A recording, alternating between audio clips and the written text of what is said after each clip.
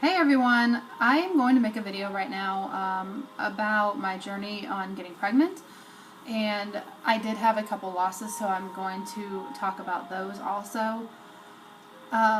So let's just start right from the beginning. I first got pregnant in December of 2008. It was a complete shock when I found out I was pregnant. I found out Thanksgiving Day. But I only got to know, I was pregnant for about a week, and then I started having real bad, sharp, kind of shooting pains, like a dull, throbbing pain also on my right side, down by my ovary and my tubes. Didn't think much of it at first. Thought maybe it was normal. I thought maybe it was just my uterus was growing and stretching, and didn't think anything of it until I started having bleeding along with the pains and the cramping. Went to the ER because it was just getting worse and I didn't know exactly what was going on.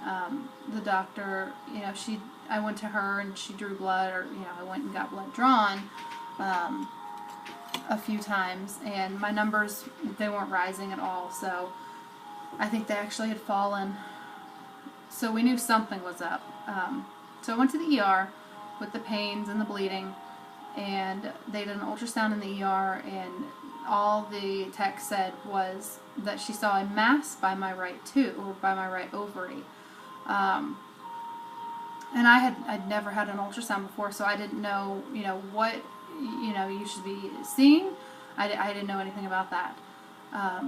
So once the on-call doctor came in and talked to me, she basically told me that she was suspecting it was an ectopic pregnancy, and that I had two options, but she was leaning more towards one option. The first option, I could have just gotten the shot of methotrexate, but she was leaning more towards surgery. So I went in about midnight and had surgery. They did laparoscopic. So she saved my tube. It wasn't ruptured enough for me to lose my tube, so I got to save my tube. So that pregnancy ended at 7 weeks and 4 days. That one hit me pretty hard with just a pregnancy loss because it was my first one, and I had surgery on top of that. So that one took me a while to get over, and I always felt guilty. I don't know why I felt guilty, but I just, maybe it wasn't guilt, it was just I felt bad because I wanted to give my husband a child. I wanted a child very badly. I wanted a child for as long as I could even think of. So just to lose the first pregnancy that I ever, got pregnant with was terrible. It was heartbreaking to me. So that one took me a while to get over, of course.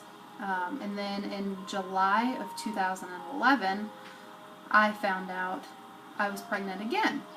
That one ended in a very early miscarriage. About 4 weeks I was pregnant. That one I miscarried naturally. I was at home when it happened. It was terrible pain. It was worse pain than, it was a very bad menstrual cramp is what it felt like to me. So I had very heavy cramping and very, very heavy bleeding. So that one ended at 4 weeks. And then I got pregnant again in December of 2011. So, a few months after the miscarriage. That one, I never even thought I was pregnant until I was like, hey, I haven't gotten my period. So I took a test, and of course it was positive, and that one I had a different feeling about. I knew that one was going to stick. So I went to I switched doctors because the doctor that did my surgery, I actually started going to her after my surgery, and she was a little odd, so I didn't really care for her after a while. So I switched doctors to the one that was actually in her practice. And I love my doctor. She's amazing. She does whatever she can to help you, to put your mind at ease. And, I mean, she's just down to earth. So I went to her right when I found out, and because of my previous losses, she was very understanding when it came to getting ultrasounds done and worries and everything like that. So I went in at, I first got blood drawn, and my number I think was at 747, and she called me, we were out to eat, and she called me and told me my number was 747, and then I got blood drawn about 2 days later, and she called and told me that it had gone up tremendously. So I was relieved, to say the least. So I went to the doctor at 6 weeks, and we saw the baby, and we saw the yolk sac.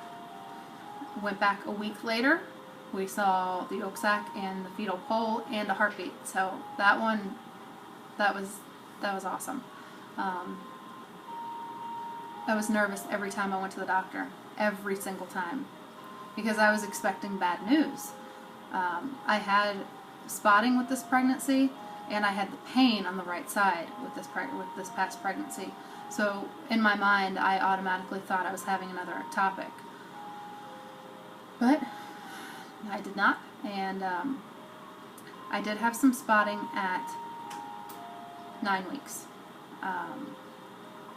So I went into the doctor for that one, and the nurse practitioner gave me an ultrasound, and on the ultrasound it was cute. It made me feel good.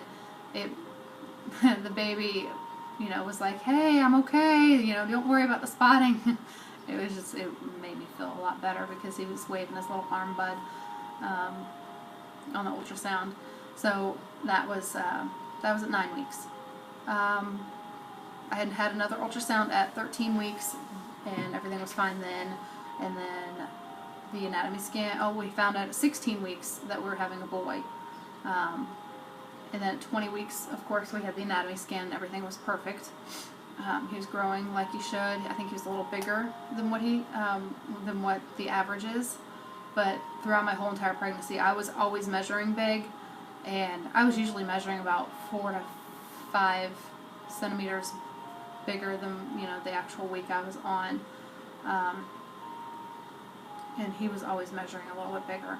So my doctor automatically thought that he was going to be a big boy, because my husband was close to 11 pounds, and I was close to 9 pounds. So at a couple of the appointments, when she would listen with the fetal Doppler, she heard an arrhythmia. And of course, in the back of my mind, I'm thinking, oh goodness, what is this about? Because I didn't know anything about fetal arrhythmias. I didn't know how bad they are. I didn't know anything about them. So I get on Google and search and read everything terrible on there and start freaking out. And so we had a specialist appointment at 33 weeks, and they couldn't find anything. So my doctor said that usually once you give birth, the arrhythmia, it fixes itself. So we were hoping for that. And then at around that time, around 33 to 35 weeks, I had fallen at Walmart. I'd slipped on a water puddle that I didn't see, and I fell onto my right side, onto my right elbow, my knee, and then onto my right side, and I did not hit my belly. But after I got up, I started having contractions. So I went straight to labor and delivery because I was so worried about the placenta, tearing away from the uterus. And with the contractions, I just worried even more. So I went there, They examined me. They gave me an ultrasound, and the placenta was perfect where it was. He was perfect. He was moving. But they did tell me that because of the fall, I now had an irritable uterus.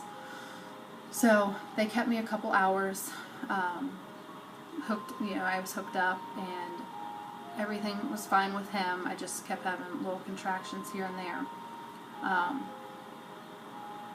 Over that week, I had to go back to labor and delivery about, I think it was 3 times for more contractions, because I kept having 6 or more in an hour. I think is what, you can't have more than 6 in an hour. So I kept having contractions, and my doctor, I called her, and she's like, well, just go straight over to labor and delivery and, have them check you out. So, they hooked me up. I was having contractions, and they had ordered, I can't remember the name of the shot, that one that stops contractions. That shot was terrible. Not like the pain of it, but she's like, you can get really jittery, feeling like you've had multiple cups of espresso. And my goodness, it makes your heart race and you feel extremely jittery. That shot helped a little bit, but it never helped fully.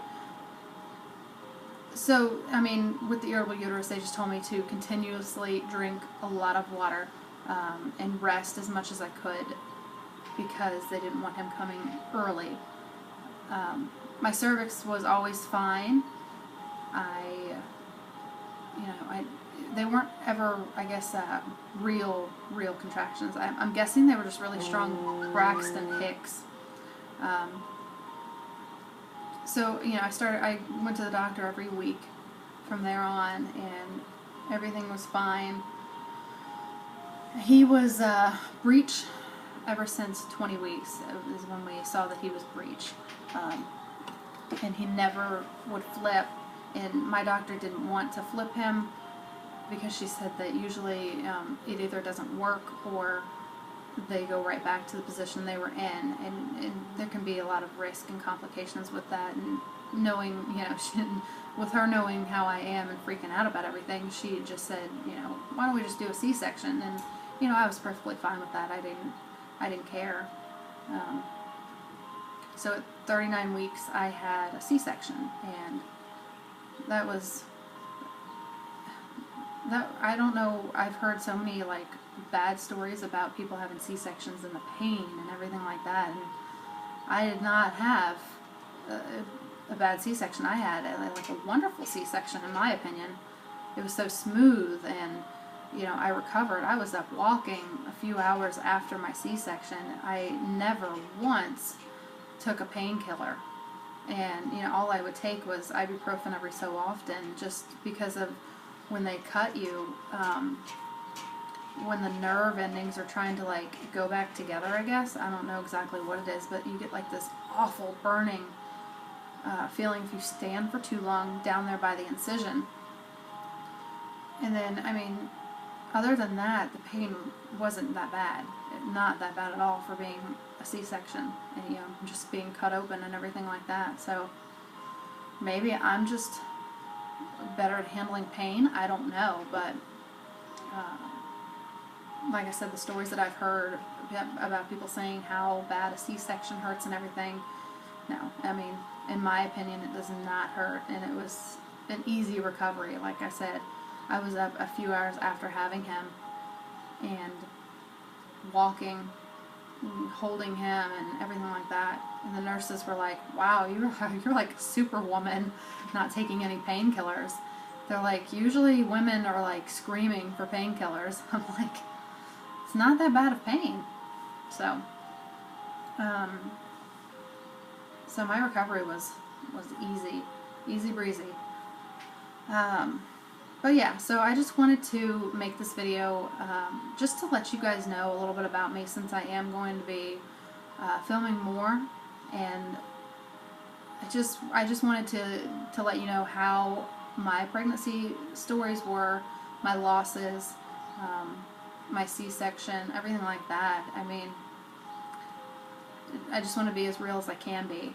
So I hope you guys enjoy this video, and subscribe if you're not subscribed already, and I'll see you guys in the next video. Bye.